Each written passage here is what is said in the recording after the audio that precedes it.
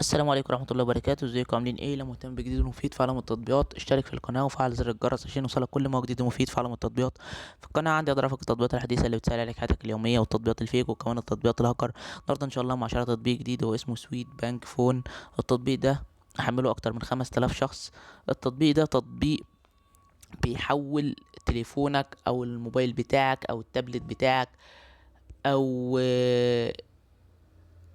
الجهاز اللوحي الموبايل بتاعك الى اداة لقبول الدفع في اي ماركت بقى، في اي محل بتتعامل بيع وشراء اونلاين، بتتعامل بيع وشراء شغال على رابطك تاكسي، اي حاجة محتاج ان انت تتعامل بفيزا كارت او محتاج ان انت يكون معاك مكنة علشان لو حد بيتعامل او يدفع لك بالفيزا كارت.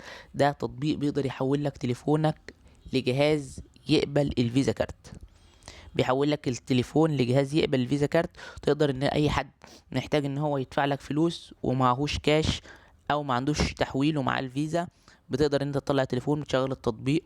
التطبيق ده بيقدر يقرا الفيزا، بيقدر يحول لك الفلوس او يخصم الفلوس من الفيزا ويحول الفلوس من الفيزا كارت للحساب بتاعك البنكي على طول. ده الغرض من التطبيق وده فايدة التطبيق.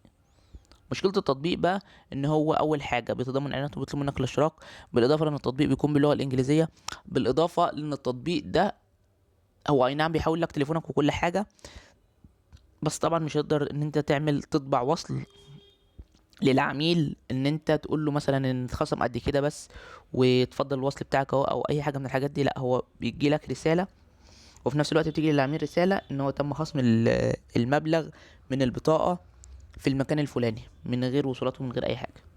بس كده الغرض من التطبيق وده فايدة التطبيق. لو عجبك شرح التطبيق يا ريت تدوس لايك للفيديو. لو عايز شرح لتطبيق معين يا ريت تسيب لي في الكومنت. لو شفت ميزة او عيب للتطبيق في اي تحديث من التحديثات القادمة اكتبها في تعليقات الفيديو. بمناسبة لو شفت ميزة او عيب اكتبها في تعليقات الفيديو، فده دايما تنويه بنوع عليه في اخر كل فيديو علشان لو اي حد شاهد الفيديو حمل التطبيق واكتشف فيه حاجة مختلفة، وبالذات الفيديوهات اللي بتكون موجودة على القناة بقالها فترة طويلة اكتبها في تعليقات الفيديو. احنا دايما بنثبت التعليقات بتاعت الناس سواء الإيجابية أو السلبية. الكلام ده بنقوله ليه؟ بنقول عشان بعض الناس اللي بتخش تشوف الفيديوهات الموجوده على القناه بقالها فتره طويله، بقالها سنه، بقالها اكتر من سنه، وبعد كده تحمل التطبيق وبعد كده تلاقي فيها حاجه مختلفه تقول لك انتوا ليه مش قايلين كل الحاجات الايجابيه، ليه مش قايلين كل الحاجات السلبيه، ليه في حاجات مش قايلينها على التطبيق. ده ببساطه لان وقت شرح التطبيق ما كانتش الحاجات اللي انتوا اكتشفتوها حديثه دي كانت موجوده، لان احنا مش عادي تطبيقات بننزل لها تحديثات مستمره. يعني ممكن ننزل التطبيق تحديث كل يومين، كل اسبوع، كل شهر، يغير من عالم التطبيق كله. عشان كده بنأكد وننوه دايما ان اي حد يلاقي حاجه مختلفه يكتبها في التعليقات. عشان كده دايما احنا على القناه عندنا ممكن ننزل للتطبيق فيديو واتنين وتلاتة واربعة على حسب ما بنعرف التحديثات اللي نزلت للتطبيق.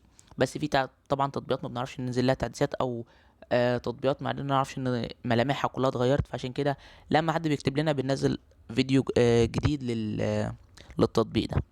وبس كده، شكرا، سلام عليكم.